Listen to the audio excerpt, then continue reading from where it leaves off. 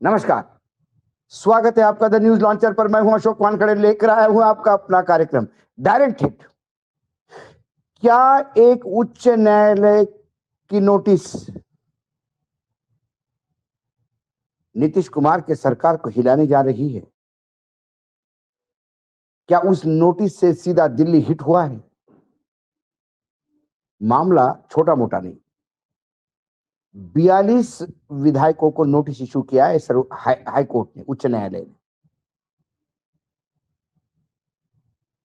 नीतीश पशुपेश में है। क्या किया जाए? क्या था मामला?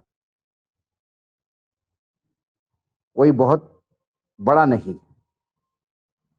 जब आप चुनाव में लड़ते समय एफिडेविट देते हो, उस एफिडेविट का खेल है।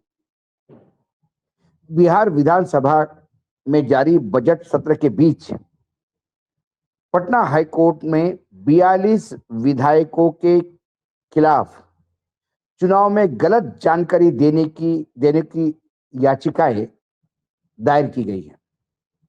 ऐसे में अदालत ने भी विधायकों से जवाब मांगते हुए नोटिस जारी किया। नोटिस तभी जारी होता है जब न्यायपालिका को यह लगता है कि इसमें तथ्य है।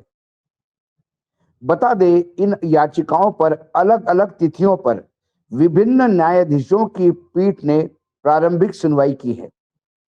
ये याचिकाएं बिहार विधानसभा चुनाव के दौरान प्रस्तुत किए गए शपथ पत्रों और अन्य सूचनाओं की सत्यता पर सवाल उठाते हुए दायर की गई।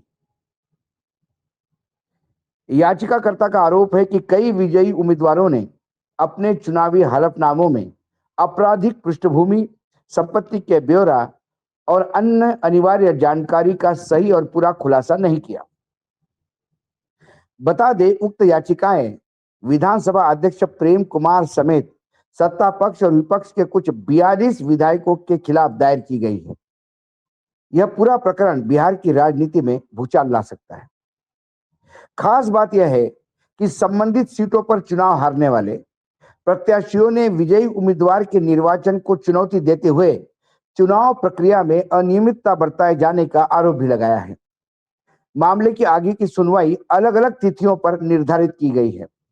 अदालत द्वारा जारी नोटिस के जवाब के बाद प्रकरण की विस्तृत सुनवाई होगी। बहरहाल, आइए जानते हैं कि किस पार्टी के कितने और किन विधायकों के खिलाफ याचिका दायर हुई है। अब इसमें इस 42 विधायकों में सबसे ज्यादा विधायक बीजेपी के हैं 25। उसके बाद आरजेडी राष्ट्रीय जनता दल के 8, फिर जनता दल यूनाइटेड यानी जेडीयू नीतीश कुमार के 7, कांग्रेस का 1 और वामपंथी दल का 1। अब कौन है ये 42 उम्मीदवार जिसके चलते दिल्ली परेशान और पटना हिल रहा है?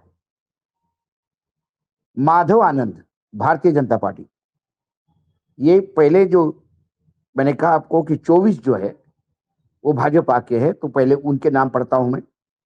माधव आनंद, अजय कुमार, राजेश कुमार सिंह, ऋतुराज कुमार, डॉक्टर सुनील कुमार, जितेंद्र कुमार, बाबूलाल सौहारिया, आईपी गुप्ता, सतीश कुमार सिंह, कविता देवी, हरिनारायण सिंह, रीतिश कुमार सिंह, अभिषेक आनंद, राजकुमार सिंह, अजय कुमार, रमा निषाद, राजकुमार राय, प्रेम कुमार जो स्पीकर है, विशिष्ट सिंह, जीवेश मिश्रा, शुभानंद मुकेश, विनोद नारायण झा, विजय सिंह, अनिल कुमार, पंकज कुमार राम। ये 25 तो होनहार विधायक भाजपा के हैं। अब 8 जो आरजेडी तेजस्वी यादव ने या लालू यादव जी के पार्टी से, वो ये है फैजल रहमान, देवयंती यादव, अभिषेक रंजन, मनोज विश्वास, चेतन आनंद, अनीता, एमडी तौसीफ आलम और अमरेंद्र कुमार।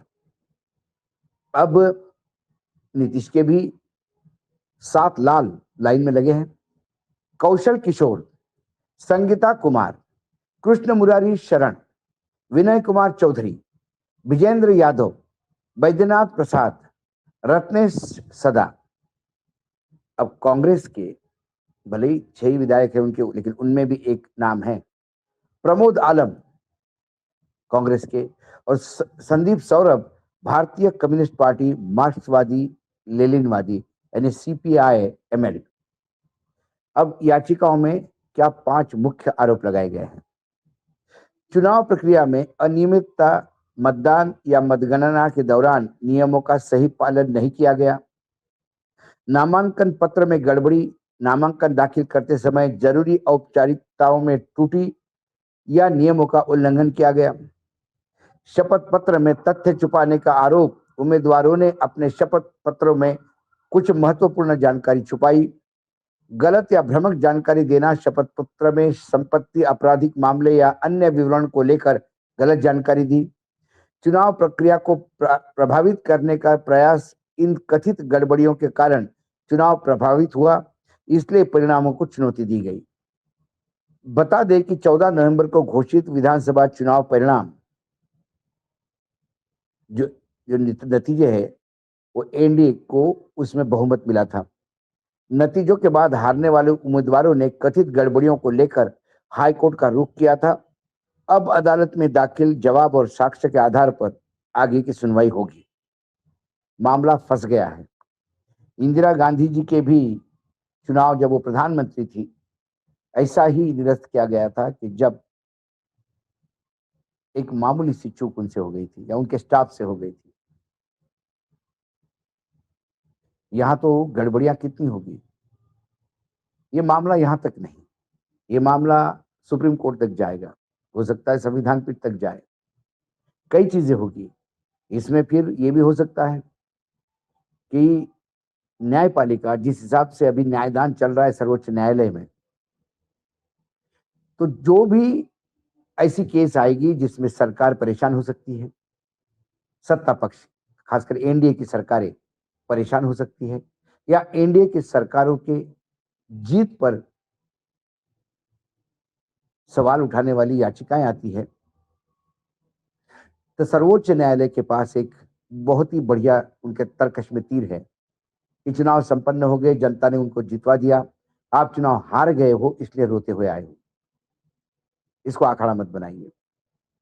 इसी बिहार से पीके भी आए थे, 10,000 रुपए चलते चुनाव में जो बांटे गए,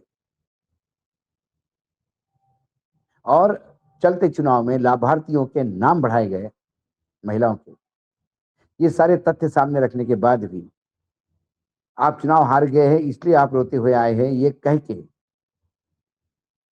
घनघोर धांधली जो चुनाव की थी, जो सीधा मत खरीदने का मामला था, उसको नजरअंदाज कर दिया। लेकिन दूसरी ओर चुनाव अभी अनाउंस भी नहीं हुए, डेट भी अनाउंस नहीं, आचार संहिता भी लागू नहीं हुई। इसी बीच यदि तमिलनाडु गवर्नमेंट, डीएमके की सरकार है वहां पे, यदि कुछ वो कर देती है तो सर्वोच्च न्यायालय उन्हें ज्ञान देता है कि आपको ये फ्रीबीज नहीं देनी चाहिए।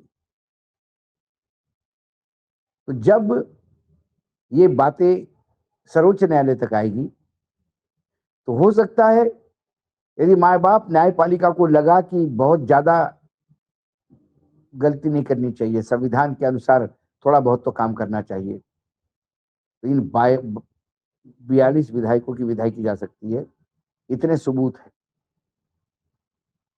और इसमें सत्ता पक्ष से यदि 7 और 25 चले गए तो क्या होगा। बीजेपी के यदि 25 चले गए तो बीजेपी कितना छोटा भाई बन के रहेगा, हो सकता है सरकार टिक भी जाए। लेकिन एक बात तो सामने आएगी कि धांधली कैसी होती है। ऐसे में चुनाव आयोग ये भी बोल सकता है कि ये मामला हम चुनाव आयोग को सौंपते हैं कि वो इस पर डिसीजन ले। और फिर चुनाव आयोग तो आपको पता है, जिस ज्ञानादेश से ही बिहार की सरकार बनी, वो उसको कैसा हानि पहुंचा सकते हैं। कुल मिलाकर ये न्यायपालिका की प्रतिष्ठा का सवाल है, ये लिटमस टेस्ट है कि क्या इतनी बड़ी धांधली वो आंखों के सामने होने देते हैं। फिलहाल सुनवाई होगी, नोटिस इशू किए हैं, उस नोटिस का जवाब क्या आता है और सुनवाई में क्या क्या चलता है ये तो होता रहेगा। लेकिन नोटिस आने के बाद नोटिस ही कैसे आ गए, इसको लेकर दिल्ली और पटना दोनों हिट हुए हैं। आज डायरेक्ट हिट में इतना ही। कल फिर आता हूं किसी विषय के साथ। तब तक के लिए नमस्कार। देखते रहिएगा द न्यूज लॉन्चर।